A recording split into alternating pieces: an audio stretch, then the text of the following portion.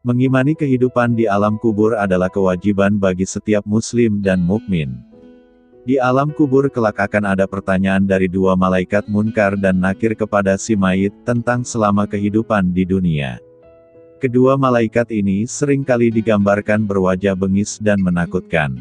Tak ayal, terkadang seseorang bertanya-tanya pada diri sendiri, mampukah ia kelak menjawab pertanyaan kedua malaikat kubur itu, sedang melihat fisik keduanya saja sudah terbayang begitu menakutkan.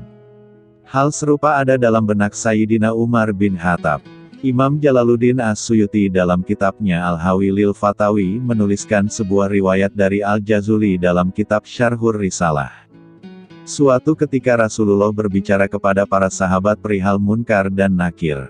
Digambarkannya malaikat Munkar dan Nakir akan mendatangi seorang mayit di kuburan dalam bentuk yang begitu menyeramkan, berkulit hitam, bengis keras, dan sifat-sifat buruk dan menakutkan lainnya. Mendengar penuturan Rasulullah itu Sayyidina Umar bertanya, "Rasul, apakah saat di kuburan nanti aku sama seperti sekarang ini?" "Ya," jawab Rasul. "Kalau begitu, demi Allah akan aku lawan kedua malaikat itu," ujar Sayyidina Umar menimpali. Konon, setelah Sayyidina Umar bin Khattab meninggal dunia, putra beliau yang bernama Abdullah bermimpi bertemu dengannya. Dalam mimpi itu Abdullah menanyakan ihwal bapaknya di alam kubur. Umar menjelaskan kondisinya di alam itu, "Aku didatangi dua malaikat. Keduanya bertanya kepadaku, 'Siapa Tuhanmu, siapa nabimu?' Aku jawab, 'Tuhanku Allah dan Nabiku Muhammad.' Lalu kepadanya aku tanyakan, 'Kalian berdua, siapa Tuhanmu?' Mendapat pertanyaan seperti itu kedua malaikat itu saling berpandangan. Salah satunya berkata, 'Ini Umar bin Khattab.' Lalu keduanya pergi meninggalkanku." Petik 2. Demikianlah Sayyidina Umar bin Khattab, ia tak hanya berani di dunia saja, tapi di alam kubur pun keberaniannya tetap kuat. Kisah tentang orang-orang yang menjawab pertanyaan Munkar dan Nakir sebagaimana jawaban Umar di atas tidak sedikit. Banyak ulama dalam berbagai kitabnya yang meriwayatkan kisah-kisah semisal. Seperti Yazid bin Harun yang ketika ditanya kedua malaikat perihal siapa Tuhan dan nabinya, beliau menjawab, "Pertanyaan seperti ini diajukan kepadaku. Sementara 80 tahun lamanya aku mengajarkan jawabannya kepada banyak orang." Lalu kedua malaikat itu pergi meninggalkannya. As-Suyuti dalam kitabnya di atas menjelaskan bahwa ada segolongan orang yang kelak di alam kuburnya sama sekali tak ditanya oleh kedua malaikat Munkar dan Nakir seperti para syuhada, sidikin, dan lainnya. Mungkinkah diri kita menjadi bagian yang dikecualikan itu? Wallahu a'lam. Bin Affan merupakan salah satu khulafaur rasyidin dan menjadi khalifah yang ketiga setelah Abu Bakar dan Umar bin Khattab. Khalifah Utsman bin Affan dikenal sebagai seorang yang kaya raya dan sukses menjadi pebisnis ketika masih di usia muda. Beliau memang terlahir dari keluarga yang kaya dan berpengaruh. Maka tidak mengherankan jika karunia tersebut menjadi salah satu jalan bagi Utsman bin Affan untuk memperoleh pendidikan sejak usia dini.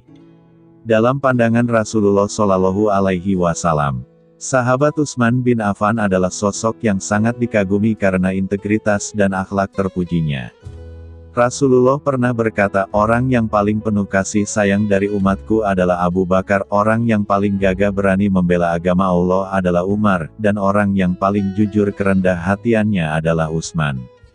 Petik 2. Kepribadian baik itu bahkan telah dimiliki Utsman bin Affan sejak saat beliau belum memeluk agama Islam. Oleh sebab itulah Nabi Shallallahu Alaihi Wasallam di kemudian hari merestui kedua putrinya yakni Ummu Kulsum dan Ruqayyah untuk menjadi pendamping hidup Utsman bin Affan. Sebagai seorang khalifah dengan segudang prestasi, tentu kita sebagai umat muslim harus memuliakannya dan banyak belajar dari Utsman bin Affan. Berikut ini adalah beberapa petuah dari Utsman bin Affan untuk memperkuat diri kita. 1. Andai hati kalian bersih, maka kalian tidak akan pernah merasa kenyang, bosan, dari membaca Al-Quran. 2. Ketika kaum muslimin terpecah belah, keimanan mereka akan goyah dan akan kehilangan kekuatan persatuan di antara mereka. 3. Ambillah hikmah dan pelajaran dari kisah-kisah orang terdahulu. 4. Cukuplah bagimu bahwa orang yang iri terhadapmu merasa tertekan pada saat senangmu. 5. Tergelincirnya lidah lebih berbahaya daripada tergelincirnya kaki. 6. Pengetahuan lebih baik daripada kekayaan, pengetahuan akan melindungimu, sedangkan kekayaan harus kamu lindungi. 7. Segala sesuatu itu akan binasa, dan binasanya ilmu adalah lupa pada ilmu itu sendiri. 8. Aku menemukan kenikmatan beribadah dalam 4 hal. 1. Ketika mampu menunaikan kewajiban-kewajiban dari Allah. 2. Ketika mampu menjauhi hal-hal yang diharamkan oleh Allah. 3. Ketika mampu melakukan amar ma'ruf dan mencari pahala dari Allah. 4. Ketika mampu melakukan nahi munkar dan menjaga diri dari murkanya Allah. 9. Aku tidak menganggapmu berhasil dalam suatu pencapaian tertentu hingga Allah mengujimu dengan cobaan terakhirnya. 10. Tidak ada yang mampu mengurusi persoalan umat Islam kecuali orang yang memiliki integritas, hikmah, matang, dan berpengalaman. Perjuangan Rasulullah Muhammad SAW dalam menyebarkan Islam tidak bisa dilepaskan dari sosok Abu Bakar As-Siddiq. Sosok ini menjadi simbol persahabatan sejati, karena Abu Bakar adalah sahabat terdekat Rasulullah. Nama aslinya adalah Abdullah ibn Abi Quhafa, sedangkan Abu Bakar adalah nama panggilannya. Terlahir dari keluarga kaya raya yang mendidiknya menjadi pedagang sukses, Abu Bakar dikenal sebagai sosok yang amanah dan jujur. Sifat ini terjamin dalam ucapan Rasulullah yang menyebutnya sebagai orang yang pertama kali menerima Islam dan meyakini nubuat kenabian Muhammad. Sejumlah riwayat menyebut Abu Bakar berusia 2 tahun lebih muda daripada Rasulullah. Perbedaan usia yang tidak terlalu jauh membuat hubungan persahabatan antara Rasulullah dengan Abu Bakar sangat dekat. Meski keduanya saling mengenal setelah Muhammad menikah dengan Khadijah, dan Abu Bakar adalah tetangga Khadijah. Aisyah, putri Abu Bakar, yang kemudian menjadi istri Rasulullah usai kematian Khadijah, menggambarkan ayahnya sering sekali dikunjungi Nabi. Di antara keduanya terjalin hubungan persahabatan yang sangat kuat. As-Siddiq didapatkan Abu Bakar setelah menyatakan keyakinannya akan kebenaran peristiwa Isra, Miraj yang dijalankan Rasulullah dari Mekah menuju Yerusalem. Di saat banyak orang mengejek Nabi dengan mengatakan peristiwa itu hanyalah kebohongan, Abu Bakar teguh membela Rasulullah. Diriwayatkan orang-orang banyak mendatangi Abu Bakar dan mengatakan, temanmu mengatakan hal yang tidak bisa dipercaya. Dia pergi ke Yerusalem dalam semalam dan naik ke langit. Abu Bakar kembali bertanya, apakah dia mengatakannya?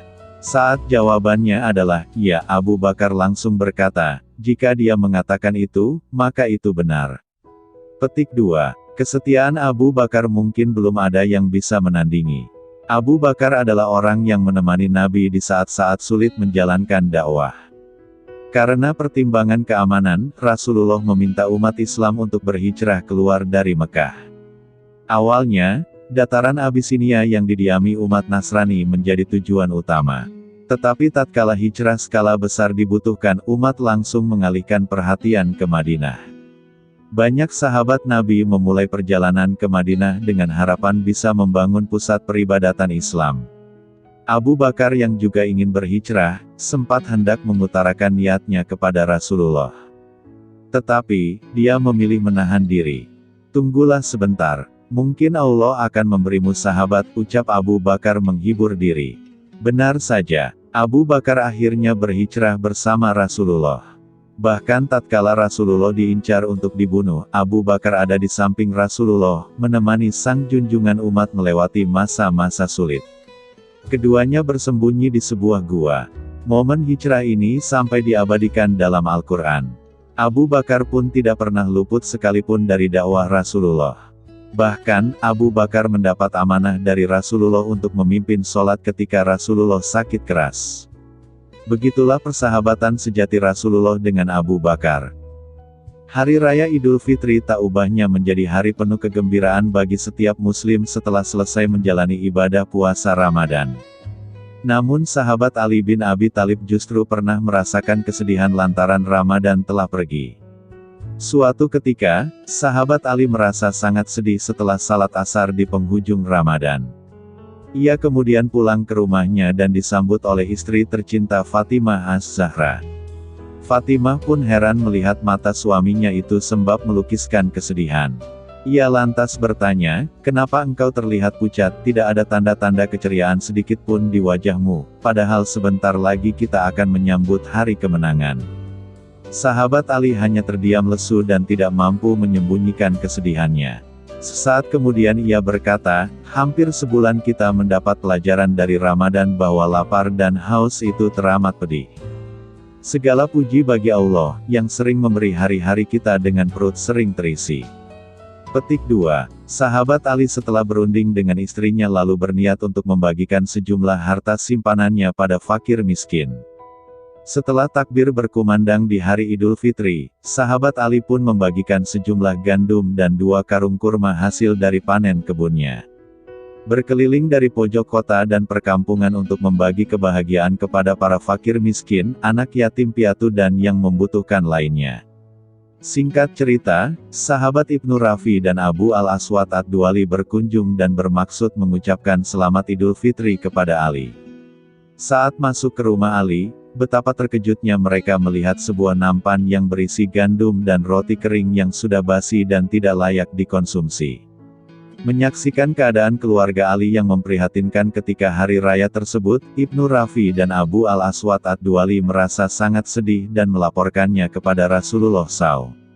Dengan terbata-bata mereka mengadu, "Wahai Rasulullah, putra baginda, putri baginda dan cucu baginda."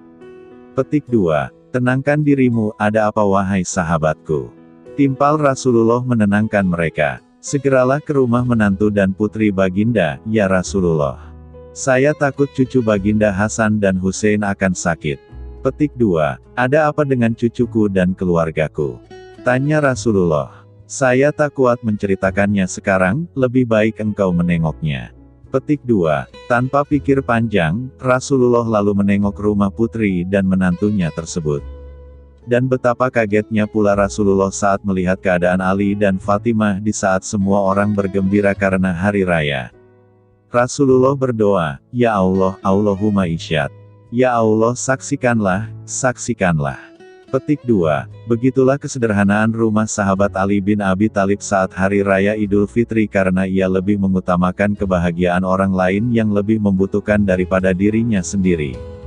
Kisah ini termaktub dalam 2 kitab, yakni Sirah Asyabu An-Nabi karya Syekh Mahmud Al-Misri dan Syiar Alam An-Nubala karya Imam Az-Zahabi. Wallahu a'lam.